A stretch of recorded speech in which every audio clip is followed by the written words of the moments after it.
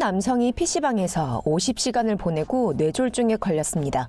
중국 선전의 한 42세 남성이 PC방에 너무 오랫동안 있었나 본데요. 결국 병원에 실려간 것이죠. PC방에서 자그마치 50시간이나 보냈으니 깜짝 놀랄만 합니다.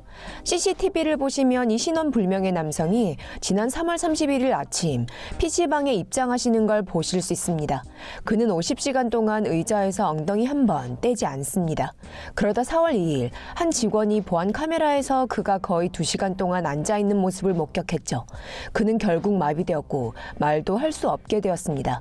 그가 병원에 도착했을 때에는 거의 의식불명 상태였죠.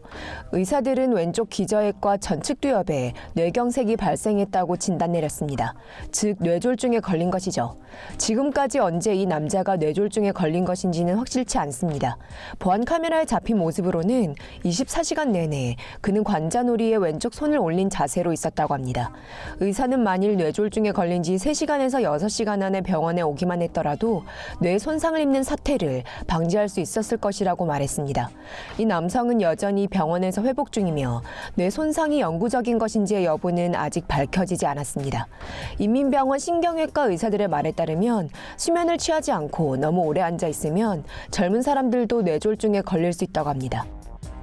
캐나다에서 온 25세 태국 관광객이 짚라인을 타다 12m 아래로 추락하는 위험천만했던 사고를 겪은 뒤 부상을 입었습니다.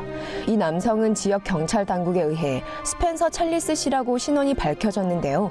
그는 다른 관광객들 그리고 여자친구와 함께 태국을 관광하던 중이었습니다.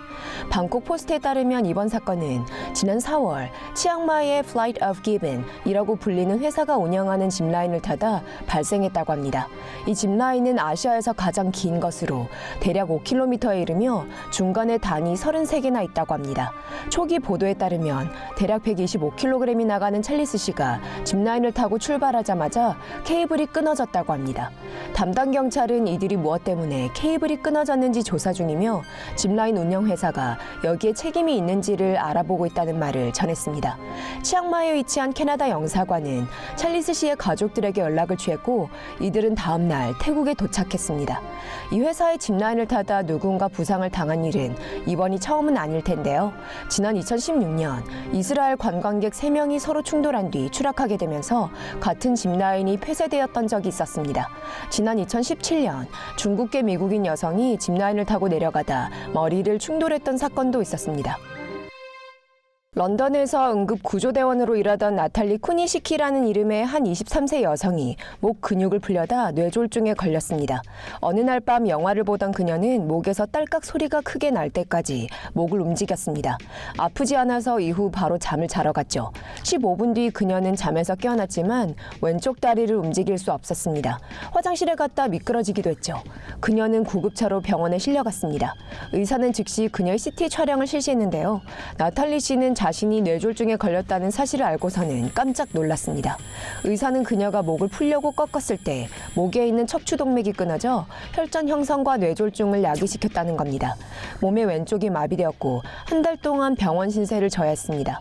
나탈리아 씨는 그녀가 결코 흡연을 하거나 술을 마신 적도 없고 가족들 중 뇌졸중의 이력을 가진 사람도 없다고 주장했습니다. 그녀는 3시간 동안 수술을 받았는데요. 의사도 또한 척추동맥의 손상을 겨우 고쳐놓을 수 있었지만 뇌졸중을 야기시켰던 혈전을 찾아낼 수는 없었습니다. 혈전이 없어진다고는 알려져 있지만 의사는 이 여성이 완전히 회복할 수 있을런지는 확신하지 못하고 있습니다. 그러나 현재 그녀는 사지를 움직일 수 있고 걷기 시작했습니다. 회복의 여정이 짧지는 않을 것으로 보입니다. 미국 미시건주의 한 소녀는 지난 4월 맥도날드를 엄청 먹고 싶은 긴급 상황 속에서 119에 전화를 걸었습니다. 지역 뉴스 매체의 보도에 따르면 이자이아 홀씨의 할머니는 낮잠을 자고 있었다고 하는데요. 손자가 정말이지 맥도날드가 너무 먹고 싶었나 봅니다. 그래서 5살짜리 이 소녀는 비활성화된 휴대폰으로 119에 긴급 전화를 걸기로 했습니다. 일단 119에 전화 거는데 성공하자 그는 119 직원들에게 맥도날드를 좀 가져다 줄 수 있냐고 물었습니다. 이 전화를 받은 상담원은 안 된다고 말했고 대신 와이오밍 지역에 있는 경찰서에 연락을 취했습니다. 댄 패터슨 경찰관이 이 이야기를 들었고 참 많이 웃었다고 하는데요. 결국 이 아이에게 맥도날드 음식을 사들고 가 놀래켜주기로 했죠. 그가 문을 두드렸을 때 아무도 대답을 하지 않아 그는 창문을 두드렸습니다. 이자이아 어린이가 경찰관을 보았을 때 할머니가 엄청 화를 내실 거예요. 그냥 가주실 수 있나요? 라고 말했다고 합니다. 그러나 ABC 13에 따르면 이자이아 어린이 할머니는 화를 내지 않았다고 합니다. 뉴스 보도에 따르면 그녀는 긴급 상황이 정말 무엇을 의미하는지에 대해 그가 배워서 기뻐했다고 합니다.